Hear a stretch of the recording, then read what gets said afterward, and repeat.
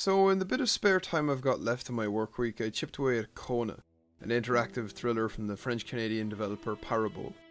It tells the tale of a detective hired to investigate the vandalism of an industrialist's property in a village located in 1970s northern Canada. Where I presumed it would be a small-town story of almost Fargo-like proportions, Kona rebuffed any expectations I had of its plot and instead went in its own direction in a way that I respected a whole lot more than I enjoyed.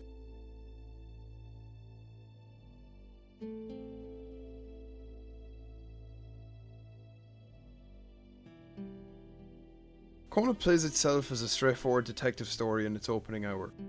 As renowned investigator Carl Faubert, you arrive to the Atamipek lake area in the midst of a snowstorm.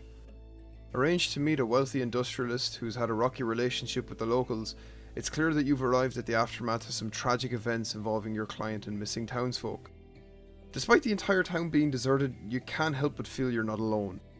The silence, the ever-present mist of snow blocking your view, the wildlife probing beyond their boundaries into the homes of Atamipek Lake residents.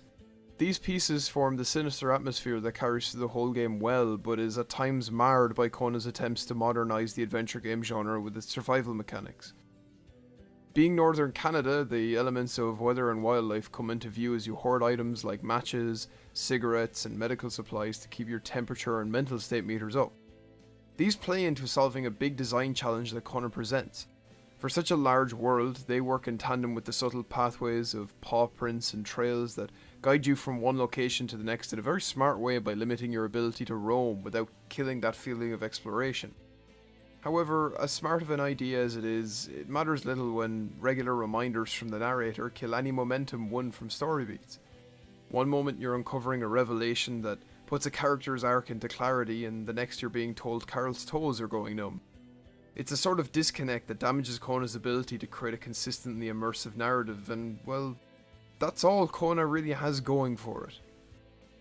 Kona once again tries to buck the dullness of its quieter moments with its combat. Unfortunately, if you're already thinking, how does combat fit into one of these walking simulator type games, the answer is not as well as one might hope. Wolves are the staple enemy you face, but the biggest threat you'll fight in Kona is the overly loose camera controls while trying to line up a swing of an axe or a shot from your rifle. You can thankfully distract the beasts with slabs of meat, but it's a more limited option than just killing one and have its friends hightail out of there. Kona tries to contemporize the adventure game genre with its survival mechanics, combat, and very well designed world, but in the grand scheme of things it all felt like distractions to keep going from one place to the next. Not that there's anything inherently wrong with that, I think it's a really smart idea, but whether or not that makes Kona as entertaining as it tries to be is something of a failed attempt. I do think it's worth playing if you like adventure games or something that tries to dodge the moment-to-moment boredom of a Gone Home or a Firewatch. I played on PS4 and suffered from some framerate issues and overly loose camera controls like I said before, so if you're able to swing it on PC that just might be a better place to play. I give Kona a 3 out of 5.